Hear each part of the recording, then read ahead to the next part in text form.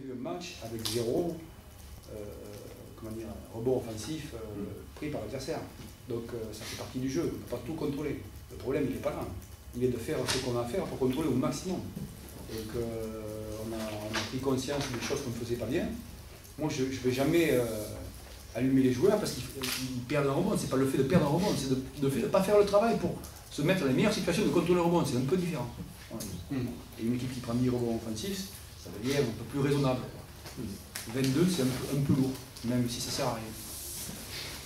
Moi, mon travail, c'est de faire en sorte d'améliorer l'équipe que j'ai, de faire avec les joueurs que j'ai et de travailler pour nous perfectionner. Donc, il m'a parlé des problèmes défensifs qu'on a eu au début de saison. Donc on a mis notre jeu en place offensif, donc il y a beaucoup de choses à faire. Et quand on est un nouveau coach dans une équipe, il faut aussi apprendre à parler aux joueurs, non pas qu'on parle pas la même langue, mais que les mots qu'on emploie aient du sens pour eux. Donc c'est le monde du travail, de la patience. Voilà. Et petit à petit, les choses se mettent en place, quoi.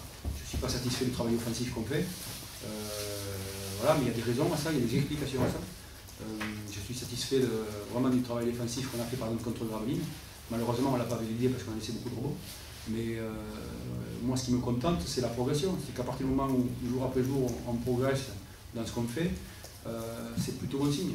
Autant j'étais inquiet contre Gravelines parce qu'avec la qualité du jeu qu'on a développé, perdre un match, c'est très très inquiétant. Autant là, on ne met pas un tir et on gagne. Donc ça, c'est beaucoup plus rassurant. Ce qui est important, c'est ce que je disais, c'est que je ne suis pas trop dans la performance, dans l'analyse de la performance et des chiffres. Évidemment, j'en tiens compte. Mais moi, je suis plutôt dans le process, dans la méthode. Voilà. Et j'ai vu mes joueurs réduire, aller au contact, j'ai vu mes joueurs participer à 5, j'ai vu mes joueurs comprendre qu'on n'était pas là pour jeter la pierre à tel joueur ou à tel autre. On est là pour agir ensemble, tous les 5, même moi, enfin, tous les 6, tous les 10, tous les 15, pour aller chercher ces ballons, parce que c'est un point faible pour nous. Et donc, il faut qu'on en prenne conscience, on a pris conscience, il faut qu'on l'améliore, on l'a amélioré. Maintenant, c'est un match, donc il faudra qu'on réalise ça régulièrement. Parce que, comme dans tous les sports collectifs, plus on a de balles, plus on a la chance de scorer. Voilà, parce que quand on a la balle, les autres ne l'ont pas.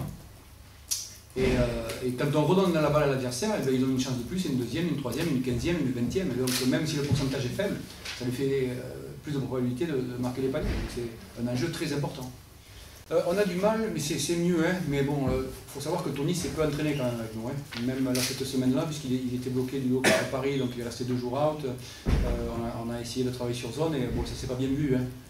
Donc à l'entraînement, on fait des choses qui sont tout à fait convenables. Ça commence à prendre forme dans les relations intérieures, dans ce qu'on développe. Mais dès qu'il y a compétition, il y a du stress, il y a un adversaire qui s'engage à fond, il y a un contexte, et donc on perd un peu les repères qu'on a mis en place à l'entraînement. Donc c'est pour ça que bon, je ne suis pas à la peine de 3 semaines, comme on dit chez moi, et je sais que tout ça, ça prend du temps, que ça s'inscrit dans le temps. Et les problèmes qu'on peut avoir, c'est les options de jeu et les annonces. Quoi jouer, pourquoi le jouer, et dans quel cadre. Pour le moment, les joueurs ont besoin beaucoup de moi pour savoir où amener le ballon, quelles sont les faiblesses de l'adversaire. Voilà, même si on le prépare avant, ils ont du mal dans le jeu à tenir ça. Donc l'équilibre entre la gestion des pick and roll et l'utilisation de nos joueurs intérieurs, par exemple, des situations qui sont un peu plus longues, enfin, tout un tas de choses comme ça. Et ça, ben, ça va venir avec le temps. C'est mon rôle aussi, mais mon rôle, c'est de les rendre autonomes et qu'eux puissent percevoir qu'est-ce qu'on cherche et où on peut mettre les ballons. Donc, je suis content qu'on ait rentré les ballons au poste 4, dans les postes up. Je suis content qu'on ait pu les trouver aussi sur les pick and flare, ce qu'on avait eu du mal à faire. Mais voilà, donc ça, c'est plutôt un point positif.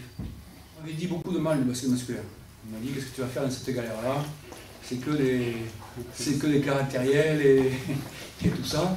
Sincèrement, j'ai plutôt une équipe très sympathique, qui travaille très bien, avec beaucoup d'engagement. Voilà, on a eu des moments difficiles, à tous les points de vue. Hein, on a perdu, on a beaucoup d'attentes. Le fait qu'il y ait Tony qui vienne là, c'est un plus pour nous, pour le club et tout ça, mais c'est aussi difficile à gérer. Moi, j'ai pas l'habitude, en conférence de presse, d'avoir 80 journalistes avec des télés dans tous les sens, tout ça, c'est perturbant.